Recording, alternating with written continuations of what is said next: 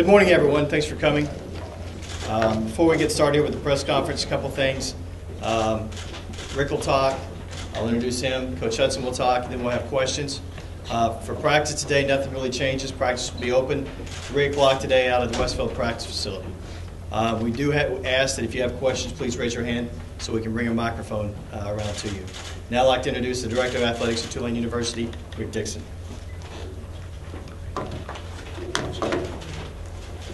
Good morning. Not easy days or easy decisions, but as you know, by now we've selected to make a change in direction, and that's why we're here this morning. Bob Toledo has resigned effective as of this morning after he and I met for some time. As you know, Bob inherited the task of rebuilding this program 4.5 years ago in light of our situation in terms of rebuilding really the entire program and university after Katrina.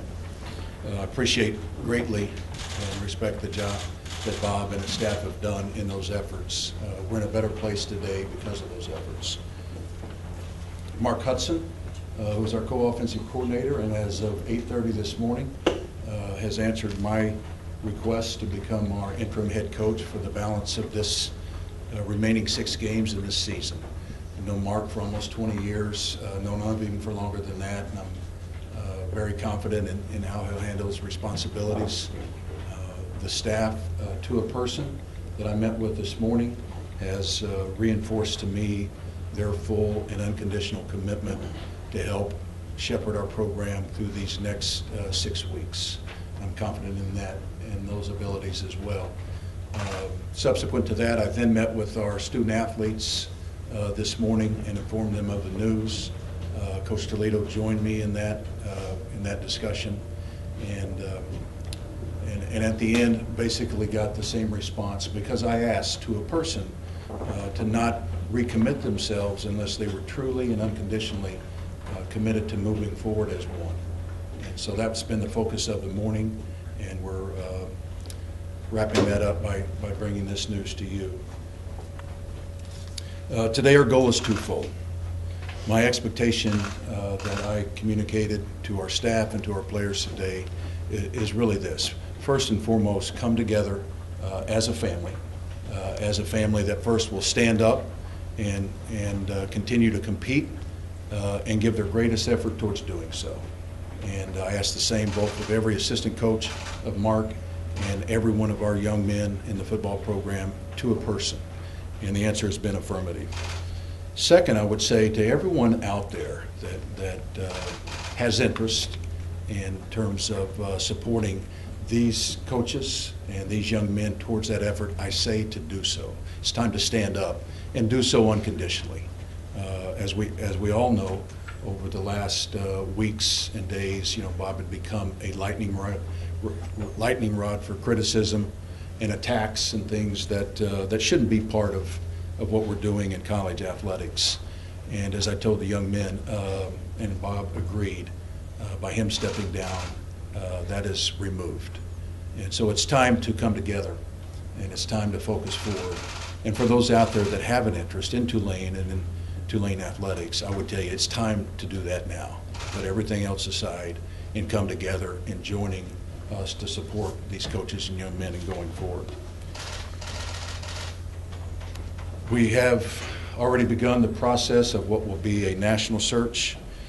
Make no mistake, we have to find the right fit. We understand that. As you heard us outline last spring, our mission is to compete as we outlined to you last spring. And we believe we've put layers and steps in place to position us to do so. Yet at the same time, we've also come to realize that it's time to reboot ourselves and move ourselves forward in a positive direction. As we also outlined last spring, we made it very direct and very public about our intent and our efforts. We understand it's a process. We've been through a year-long process or more of reviewing every aspect of our program to allow it to achieve the goals that we've set for it. We'll continue through that process. We've begun the process of committing greater resources in all aspects of that program, and these coaches know, these kids know, and as I said to them this morning, it wasn't always this way, where we had year-round programs and dedicated strength coaches and trainers and academic counselors specific to just this program. And that's just the start of it. As you know, we'll continue to actively plan and develop the resources to have our own home for this program. We understand the importance of it, and I would say to you that's a goal we'll achieve. But it doesn't stop there. And so the fruits or the outcome of these searches will basically outline that we will work step by step with whoever is selected to reach those desired goals and outcomes. Okay, so I think after I introduce Mark, we'll both be here for some questions, but I'd like to introduce to you someone, as I said, that I've known over the last 20 years in this program, and he was there at the beginning of the rebuilding.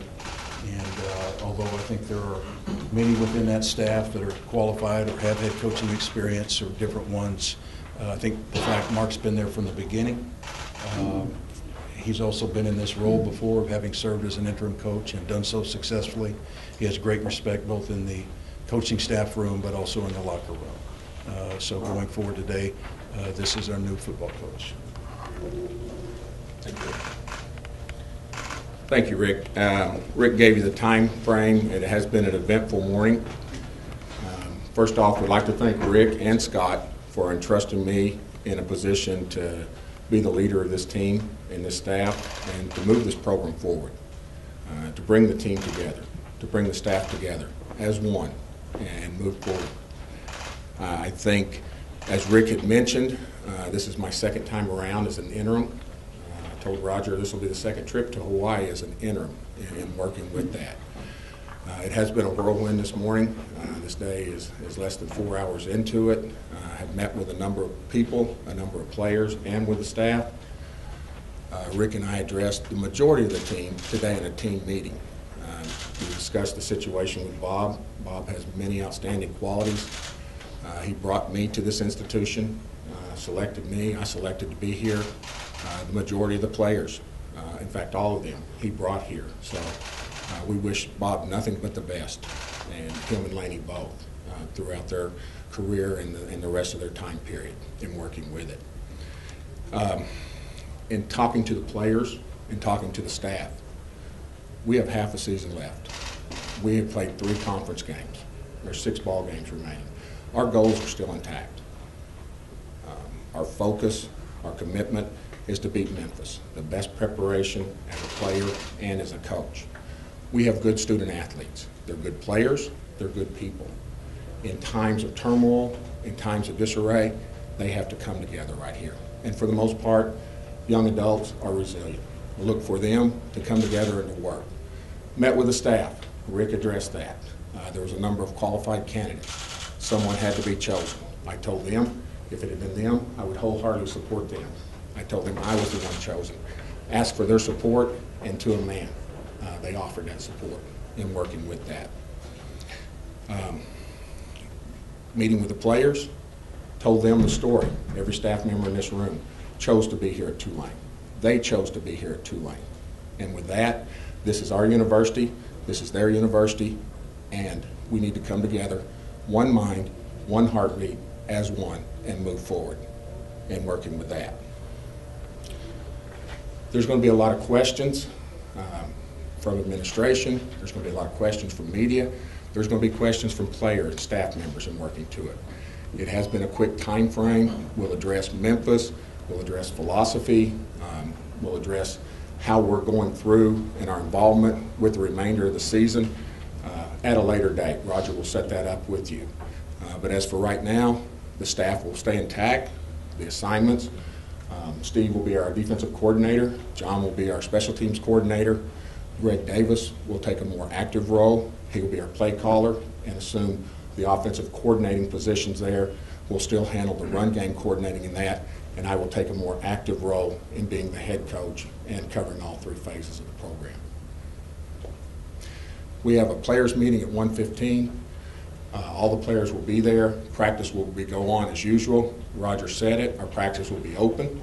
The media will be invited out there today, and we'll answer questions to the best of my knowledge. in working with that. Okay? I think every assistant coach, if they're worthy, aspires to be the head coach, and certainly I'm no different. I've dreamed of being in that chair. I've dreamed of being in position in front of you today, addressing the team and working with that. I've had a lot of great mentors over the past, from Houston Nutt, Danny Ford, Jack Crow, Barry Switzer, Jim Donnan. It can go on. Larry Coker, Jimmy Johnson, and have learned from each one of them. But the thing I learned from them is you have to be yourself. You can't be someone else. Okay? So as we get to know each other, as time goes on, we'll try to present that to you, and we'll try to present that to the team, and we'll try to present that to the staff. Thank you. You guys just want to stand up there, we'll take questions. Just please raise your hand if you have a question. Rick, with the push to get the stadium built, and obviously knowing the 15-40 with Coach Toledo, is it fair to say that this is potentially the most important hire you've made since you arrived here almost a decade ago? Well, they're all important, Fletcher. They, I mean, certainly they're important in the light of what I believe my responsibility is to, in all phases, not just wins and losses, but hire the type of people that play very critical roles in the lives and experiences of our student athletes. So certainly this is an important one because the program is an important one to us, and it's at an important time in the history of this program. I think all of you know that, irrespective of today, we've been very direct about saying that it's time to move this program to a point and place that it's really struggled to find over 6 decades. So we know that's not an overnight situation, but again, we said competitive and consistency, and those things don't happen overnight, but we know the necessary steps, the necessary tools, resources that are needed to do so. So that effort will continue in all aspects of it. Certainly personnel and the hiring is part of it as well. Greg, with regard to the hiring process, do you plan on enlisting a national service to help with this process, the committee, or how are you going to go about the hiring? Yeah, we'll follow that same script that we had previously, where we've done that, and I've already started those wheels in motions this morning. So that adds a second priority for me right now, beyond the continued activities towards making this stadium a realization. Certainly in front of that for the short term will be making certain that we do as thorough and diligent a job as possible in identifying those prospects out there. Coach, what makes you feel Tulane can turn it around? You've been here, you came with Bob, and you see the good things and the bad things. So what makes you, you've been around a while. I have been. I've been a part of programs that did turn around, certainly with Houston Nutt in the earlier years with him, from Murray State, Boise State to Arkansas. I think it's the eternal optimist. I think that's one of the reasons I'm into coaching. I think we can make a difference in young men's lives, not only in the football, but after, when their careers are done. Certainly it's going to take a lot of hard work. It's going to take a united front. I mentioned that earlier. The things that we can control is our attitude and our effort as players and coaches. And it was a big emphasis today in the team meeting, and it will be another emphasis today. We must come together in that effort and turn the program around.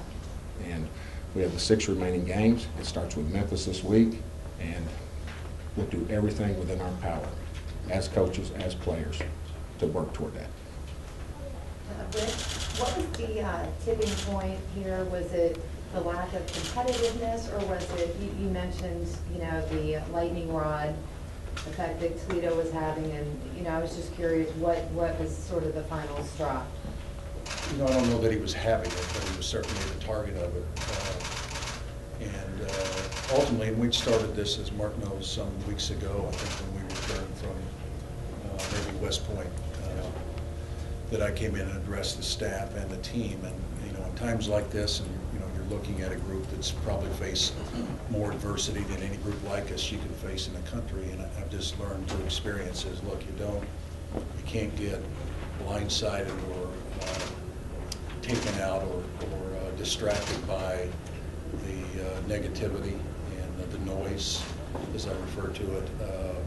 And for a couple-week period there, and I think certainly in light of the fact of how they went out and competed in the week of Syracuse, we kind of felt like we had cleared the room a little bit, or cleared the air, because it was toxic to the point that it made it very difficult. Or as Bob said to me this morning, it's not good conditions, working conditions for he or the players. And so I think the accumulation of that, over time, we again had kind of made a temporary stopgap in it there for a couple weeks. But with last Saturday's performance and facing another home game this weekend, it had ratcheted right back up to the point that that's not what we're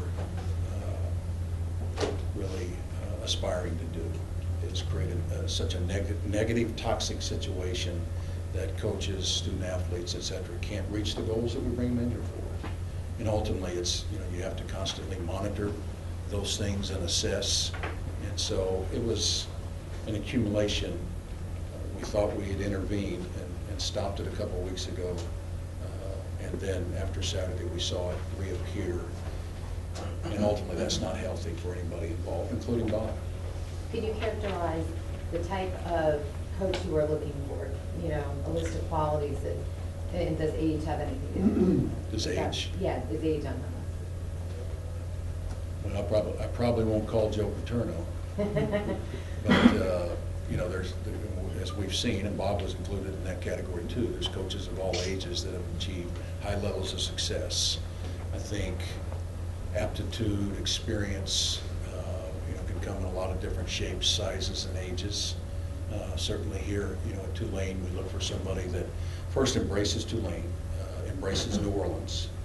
Those things are important because we are what we are and we are where we are. So somebody that looks at both of those things as both unique and positive is important.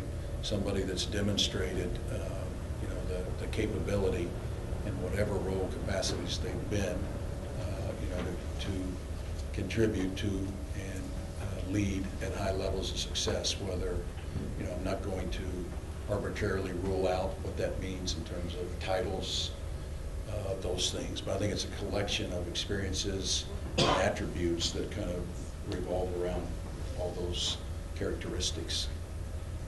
Rick, I have two. The first one is, when you say we are what we are, I know that it's well documented that Bob was one of the lower paid coaches in Conference USA, whereas you look at somebody like June Jones, I know SMU made about a $2 million annual commitment to him. What is the commitment financially, I guess, that the university may be willing to go to get the next head coach? In regards to personnel? Yeah, as the head coach, as far as, I guess, paying the next head coach. I would say this, without specifying any numbers or range. Don't know that in either instance, head coach or the assistant staff pool, that would necessarily be the highest in the country or a conference. I do strongly believe that we'll be allowed to be very competitive in both at a different level than we have currently and more recently. And usually assistant coaches or head coaches are playing right now. Could you see a situation, if there's a coach out there where this hire is made before the college season ends, if a coach is out there and available right now, instead of waiting till the end of the season, if it's the right guy? As far as making a selection? Yeah, I mean, obviously names are surfacing, Rich Rodriguez and people like that. If the coach is out there, we can make that hire before the season ends. Outside the industry, or not actively in the industry right now, certainly that'll avail both them and myself opportunities to have discussions that you might not would otherwise.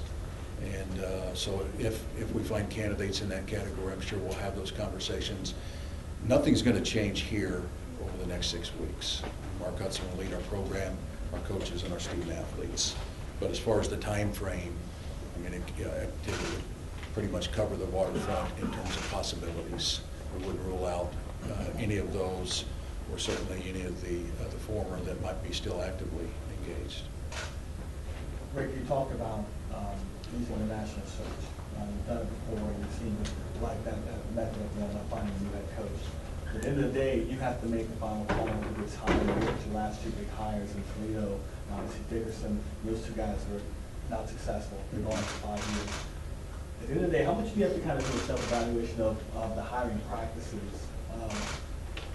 In any coach, but specifically your two main sports, in football and basketball. You go self-evaluation of how that person That process. Yeah, process. Yeah, and I think we've tweaked some of that along the way, with engaging. I think in the last couple, so a third-party service in doing it, not so much obviously to make the hires, but where they best are helpful is in being able to actively have discussions that aren't appropriate for us at this time. And so I think, we certainly did that in the last basketball hire with Ed Conroy. And, we found it beneficial in that regard, and we're comfortable going down that same path. I'm sorry to follow. Do you feel pressure to get this right? Well, you always do. Whether I'm hiring the bowling coach or the soccer, not, I guess I wouldn't be hiring the soccer coach, but any of these positions, it's important. Football's, as we've stated publicly, football's a very critical and important piece of our overall enterprise here, and it's struggled for decades in determining what that right fit and hire, and maybe at the times that there was a right fit and hire, it wasn't able to be sustained, et cetera. So it goes beyond me. Collectively, it's important on a lot of fronts. Regarding the national coaching search, how do you personally rate Tulane's attractiveness as far as attracting a new head coach? There's the obvious piece that people, coaches would look at and say, those that have struggled. And then they quickly look to, because as you heard Mark say, coaches by nature are eternal optimists, and look to those that have succeeded. There's been fewer of those than the ones that have struggled. So you look at, the overall picture, the kind of framework of where the area is, what the university is itself, first and foremost. And as you all know, that's a real asset for us in everything we do. To what the resources are, what the capabilities are, and then it goes down layers below that to facilities and budgets and things of that nature. And those are I would tell you we're in an upward trend in all of those for us in our cycle. Again, the eternal optimist has to ferret out and decide, within those capabilities, what can be different now than was before. So I think just from a trend or direction in those things, we believe, and we've believed for some time, that it's moving forward. It'll be the first time in the last 6 years that I've hired any coach that I could look him in the eye and say, yeah, you're coming to a full comprehensive athletic program. Couldn't say that the last 6 years to anybody in any sport. That's different today. And yes, we have made a major commitment to our resources development, to providing the necessary facilities to recruit and develop young men and women. And that will continue, and we have evidence of it, and we'll continue evidence of it. So, it's not just words, it's obviously evidence and things that they can tangibly see and evaluate for themselves. Can you maybe just talk about the pros and cons of, I guess, an assistant coach that's never been a head coach versus someone with a proven track record? I know Bob had been a head coach, Ed Conroy had been a head coach. Do you lean more one way than the other? Someone who hasn't been a head coach versus someone that does have head coach I think it experience? factors in at some point. It's one of the factors that plays in the overall evaluation. But as we all know, including right here, there's been some very successful assistant coaches that have come in and done well as well as head coaches that haven't done well. So it can't be the only factor by any means, but it's something in the process that you have to evaluate. Coach Hutson, were you surprised this morning? I mean, was this a shock to you? Were you coming in as an assistant coach and you found out you might be the interim head coach, or did you have any inkling? No, it was a surprise this morning to the whole staff. Bob came in as usual in the morning and then told us he had a meeting with Rick, 7:15, and then after their discussions, Rick came down and informed the staff with Bob in there of the news. But no, Tammy, I did not have any idea. Rick, last year, in the summer, or in the off season, when you decided to keep Coach Lee for the 5th season, was this kind of the worst case scenario that you could come off with this? I mean, bring him back for a 5th season, and then he had all of his recruits finally there. Was this the kind of the point where it just wasn't there for you anymore? Well, we said, a couple things. If you go back to, at the time, shortly after the season, when we said, we're retaining Bob to do so, and one of the things I stated was, look, from where we started to where we were, we now believe we're at the time where a real-time snapshot can be taken, and that real measurable goals should be applied. And so that's kind of the sequence that we followed in it. But again, look back to that time, I think I said the most critical piece of this was the priority of, I think Mark certainly recalls this time, but in '07, I believe our signing class was 12, maybe 13 student athletes, 10 of which were previously committed to the previous staff that this group honored. So there was somewhere in the neighborhood of 2, 3 to 5 in addition.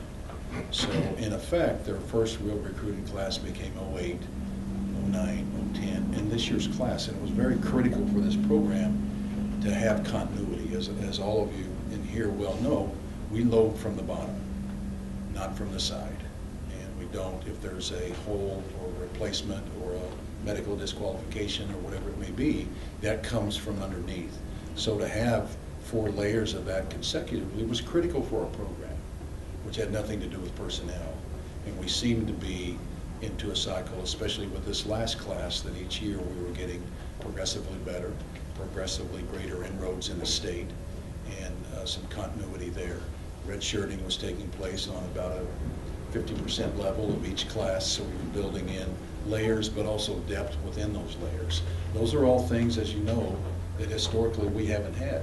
The few times in our history that we have, coupled with good coaching, good support, good resources, et cetera, you've seen some intermittent successes. If you look back at the '97-'98 year, there seemed to have been, coming off a 4 or 5 year cycle of a previous regime that was layered right, given the ability to develop and mature, and then certainly coached well. And so that's kind of the sequence of things that tie back to your question. Rick, I know you said you're using the National Recruiting Service. What input does President Cowan have in this upcoming future coaching hire? What President Cowan, what is his part in this coaching search?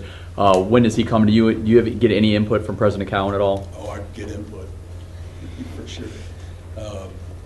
And like he has in many of our searches, I'm certainly, as we get into the final stages and bring candidates to campus, he and others, will participate. It's none of these things that you can imagine within a university are ever one-person decisions, so certainly he'll have significant input at the point that we've filtered through a number of candidates and interviews and come back to what we think is the right collection to choose from. What have you learned in 6 years as AD, as far as football goes? In the last, The last 6 years, 60 or the 6 You brought in Toledo. Yeah. Well, What have, I've learned, Peter, that it's in any situation where you absolutely, people talk about building programs, but for us, that's a totally different definition here. And again, when people say we bring up excuses, no, I don't. All I have to do is recite the facts of where we started. And I do think it's important, and I think Bob and his staff were following the script, one of establishing a local and regional and statewide recruiting base and this staff had both initiated, because it had been some time since we'd had that type of relationship, and it doesn't come easy. One thing I've learned in Louisiana, things don't come easy. So you have to first build the relationships, build the bridges, and in turn, at some point you start to reap the benefits. It appears that our last 3 recruiting classes have been relatively solid, improved each year. It appears that we have, with the 10 commitments that I believe are in place today, are continuing that trend, and a lot of it's a reflection of building those bridges and relationships, starting with from inside New Orleans and throughout. It also, you know, for us extends to some other markets where we have, Tulane has some good recognition, you know, as a university, whether that's prep schools in the Northeast or others. And, you know, a university like this, if it's worked that direction, will always probably have some national appeal on that regard. Ultimately, though, you have to be strong working from inside out, and I think that's an important piece, has been, and I think will continue to be. Well, what's the big thing that has to be done? To get it over the hump? Yeah. Peter, I would say that you know, certainly that's part of it, because coaching and player personnel always factor in.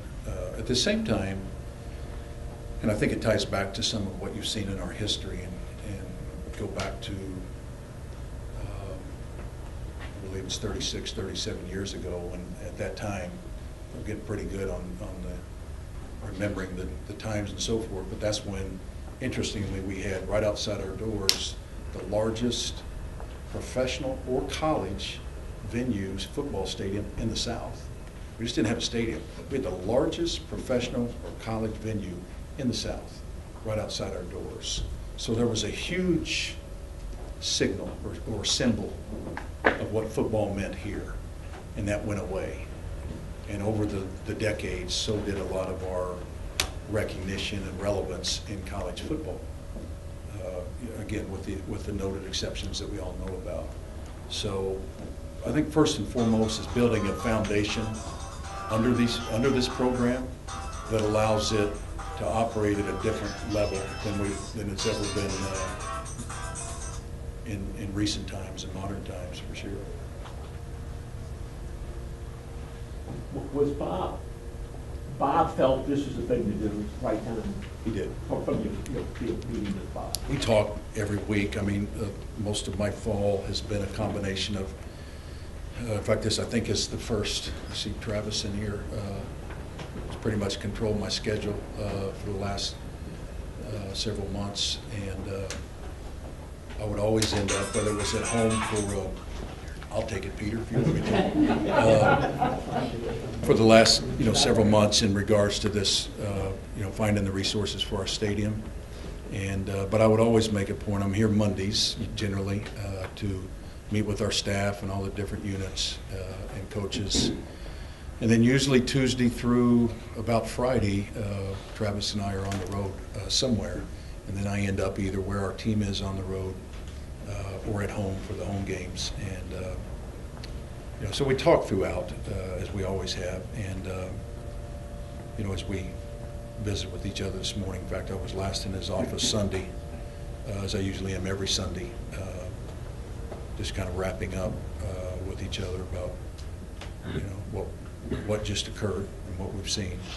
And I think the one thing we both agreed on is, look, what's going on now is, Peter, it may be a stadium sponsor for me. Listen, I've answered every phone call just in case it might be. But we both agreed that it wasn't, not only for our program and the coaches and kids involved, but even for him personally. Things had unfortunately in times like this, it just, I don't know if it's human nature or what, people like to you know, pile on and do things. And look, you know, at the end, I'm responsible for a lot of 18 to 22-year-olds, and I take that part really serious. And it had gotten to a level, a toxic level, that made it, you know, that's not what this is about, and that's something you don't stand by and tolerate. And he agreed with that. How key is the stadium in the new stadium? as far as the future or the new hire? Or Does that fit into I think it's a critical piece. critical piece? Yeah, absolutely. I mean, the truth is, we haven't had our home in 36 years. I know Tulane was part of the original. I'm sure at the time they felt like they made, the best decisions. You have a world-class, state-of-the-art thing being done that at the time was cutting edge, but at the minute that you decided to leave your own backyard, you also gave away some of that ownership and identity and the symbolism in this case, that was very evident to all. As we all know, the college game focuses around that game day atmosphere and activity, and that's what's alluring to young men coming up, and certainly to coaches that have to find these young men.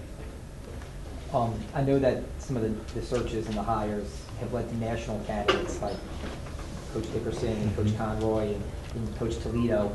Could it and maybe should it change to incorporate people that have stronger local ties, either that have coached at Tulane or are tied to New Orleans? Because those three, for the most part, really didn't have any ties when they came in to start here.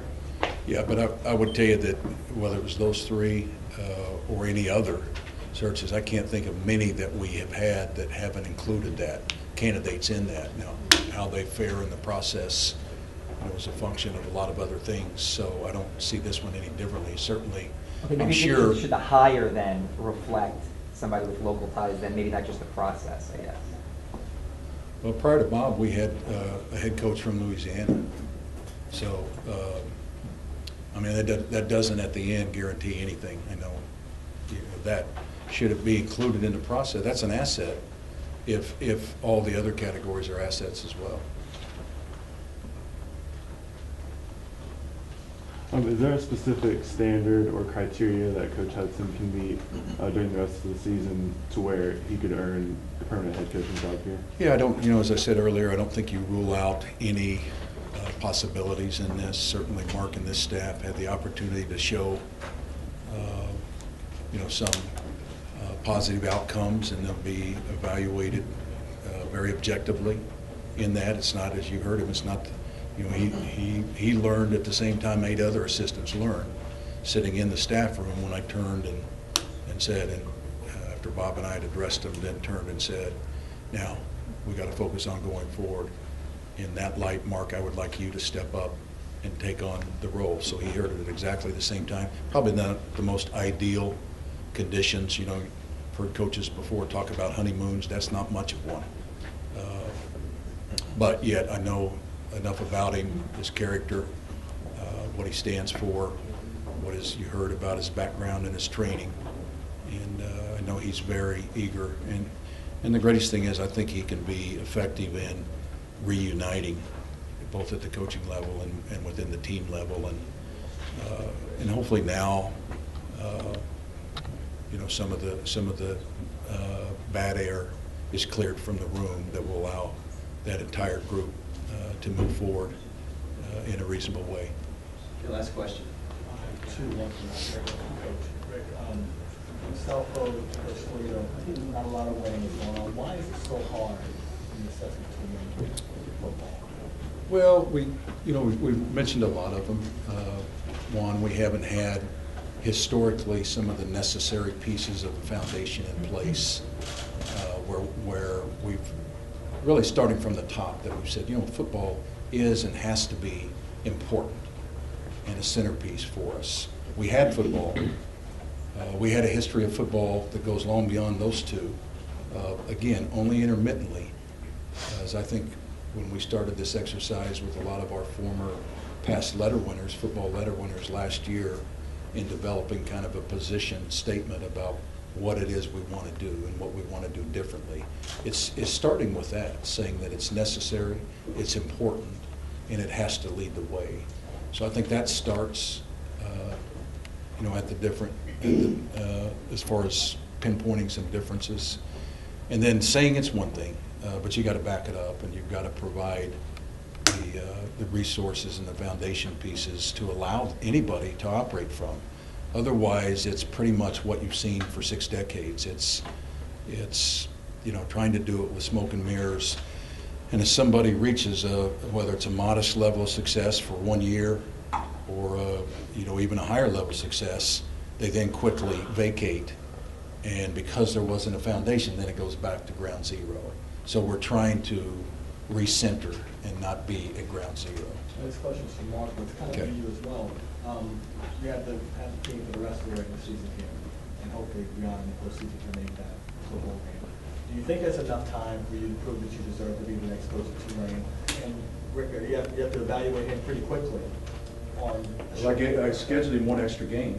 And I think were you 1-0 in a way, Mark? No, sir, just for a half, just for a half. We need to finish the second half. It has to be enough time. That's the time frame that's ahead of us right now. Certainly with us being focused and moving forward, our goals, as I mentioned earlier, are still intact. That would be a bowl game and possibly having an additional game and working to that. But the opportunity is now. Regret the situation. Everything has transpired up until now, but we have to move forward with it. It's an opportunity for me, it's an opportunity for the staff, it's an opportunity for the team to have a rebirth, if you will, a new season, if you will, and focus in on doing that. Your question about time frame, that's the time given. So yes, it has to be that way. Mark, is that enough time for you to get a fair shake on what he has to work with compared to all the other candidates that may come in that you can be talking to? Well, I think Mark said it well. That's the time frame we'll work with. But in addition to that, remember it's kind of the full. It'll be.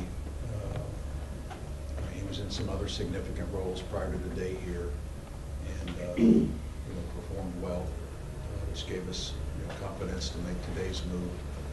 And so all those things are pieced together. It's not just 6 games. You take everything in consideration.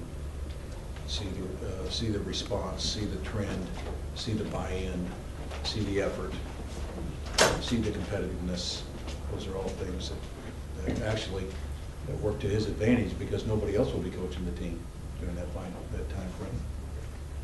Angus has the last question.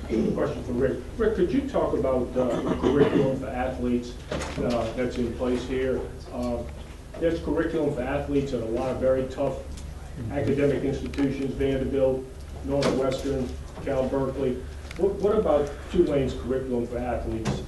When I was in school here, there was University College. Right. Could you address that, please? Angus, as you know, the one thing that changed significantly with Katrina was the loss or the transformation of University College to what is now a continuing studies program. It's not a full-time program in that student athletes, as you know, have to be 12-hour plus full-time students at all times during their competitive tenure. That's not an option today. It's got a different focus than it did both in your time and really right up and through the 05-06 period right in there. And a lot of the curriculum's changed in Tulane. I mean, it's one of the changes that happened. Now, that being said, one of the things, as you know, we pride ourselves in is we recruit young men and women that do come in, do extremely well. We retain them well. We their scorecard with graduation as well. Now, part of that exercise that started last spring was relooking at programs that aren't safety nets or safe harbors, but ones that really might have greater appeal and interest to prospective student athletes across the board. And one of the things as a university we pride ourselves in is we've got, for example, in my industry, in the sports management, we've got 3 or 4 at the professional level that are pretty accomplished and noted and so forth. They're Tulaneans. That's one of the curriculums, for example, we're studying to see if it fits well within the overall framework, and there's probably others as well. But fundamentally, Tulane will still, and our coaches will still appeal to, attract, and hopefully recruit and develop young men and women that fit within the overall scheme of things in Tulane. Okay. You asked about the time frame. and winning is important in what we do and working with that. But I think the well-being of our student athletes, as an assistant coach and now as an interim head coach, I'm entrusted with the parents' most precious possession. And I think first and foremost, it's those student athletes. Yes, we'll do everything in our power to be successful and to win. But with Rick and with Scott, I think it's the well-being of our student athletes. All right, thanks everyone. We'll break down to one-on-ones and we'll have 4 football players available.